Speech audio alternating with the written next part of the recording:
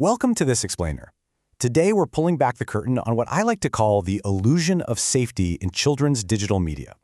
We're going to explore exactly how YouTube Kids content is, frankly, failing our kids.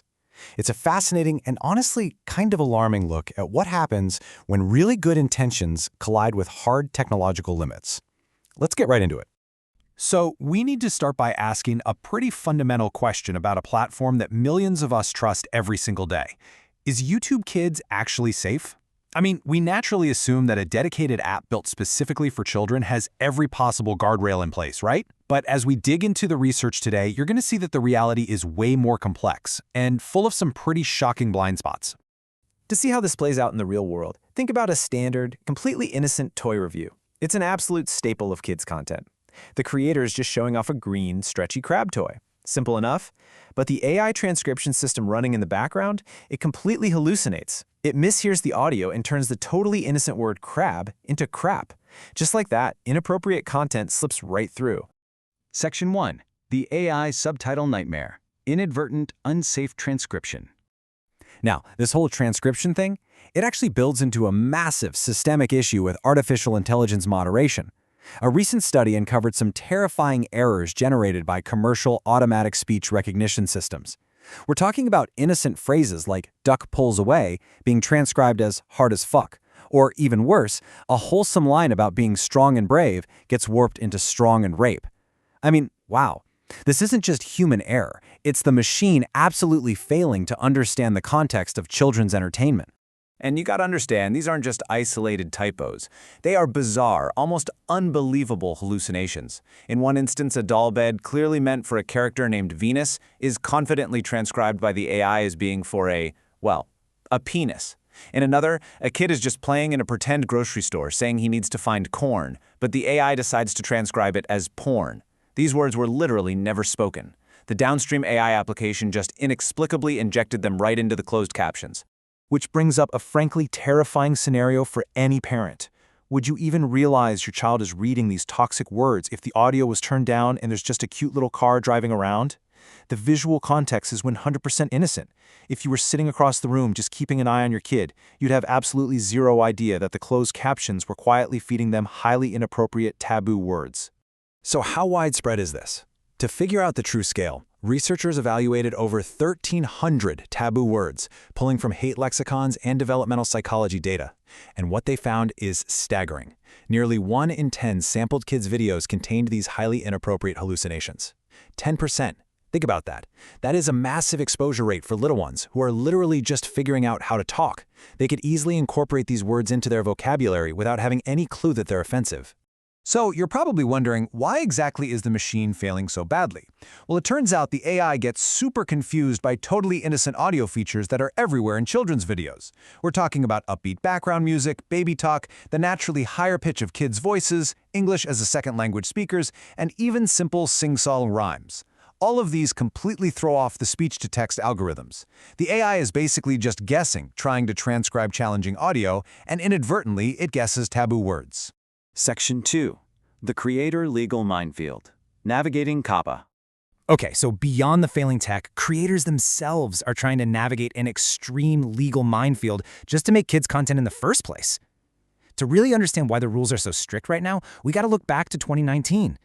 YouTube itself got hit with a massive $170 million FTC fine for violating the Children's Online Privacy Protection Act, commonly known as COPPA. Basically, they were caught collecting data on kids without parental consent to serve them targeted ads. That huge fine forced the platform to drastically overhaul its entire ecosystem, basically overnight.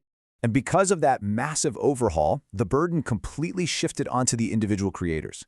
Today, if you're a creator, you face the threat of a staggering $42,530 penalty. And that is per video if you fail to correctly label your content as made for kids. The catch? YouTube uses its own AI to detect if a video targets kids. So if their system flags your video as child-directed and you didn't label it that way, you could be in serious legal and financial jeopardy. The financial reality of this compliance is just brutal. Because made-for-kids videos legally cannot collect viewer data for personalized ads, the payout completely plummets.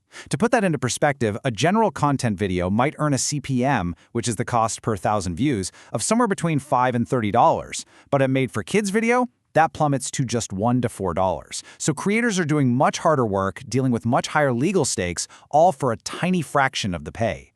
And to stay compliant, they also lose critical engagement features. The second a video is marked Made for Kids, the platform automatically disables comments, the notification bell, the community tab, the mini player, and even the ability for viewers to save the video to a playlist.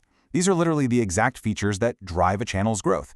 So creators who are just trying to make safe educational content end up finding their growth totally stalled by the platform's necessary but incredibly punishing compliance measures. Section 3. The Screen Time Reality. Developmental Risks. Now, as if the AI hallucinations and the legal hurdles weren't enough, we also have to talk about the physical developmental realities of pediatric screen time. The whole digital medium itself actually clashes with medical best practices. The American Academy of Pediatrics explicitly recommends limiting screen time to less than 1 hour per day for kids under 5. But kids are consuming this content on a platform mathematically optimized for endless scrolling and binge-watching.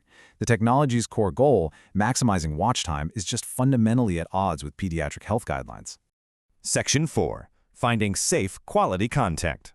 So, because the platform's automated guardrails are so clearly flawed, our absolute best defense is finding genuinely safe, intentionally crafted content. I want to highlight some exceptional, community-voted channels that somehow manage to survive this broken ecosystem. These are the ones getting education right and providing real value without all those hidden risks. First up, for toddlers who are right in that critical language acquisition stage, we have CoComelon. They provide completely safe, high-quality, 3D animated nursery rhymes. The animation is top-notch, and the repetition is exactly what toddlers need developmentally. But most importantly, parents can actually trust that the content is rigorously vetted and safe. It's a lifesaver. Moving up in age a bit, SciShow Kids is just perfect for curious primary schoolers. They take real, actual scientific questions, things like how bugs eat or why volcanoes erupt, and they answer them in these super engaging, short 3 to 5 minute episodes. The presenter-led format really respects the child's intelligence, and honestly, it serves as a fantastic supplement to what they're learning in the classroom. Then there's Art for Kids Hub, which offers these really welcoming, step-by-step drawing tutorials that kids can actually follow along with entirely on their own. It is a brilliant example of active screen time.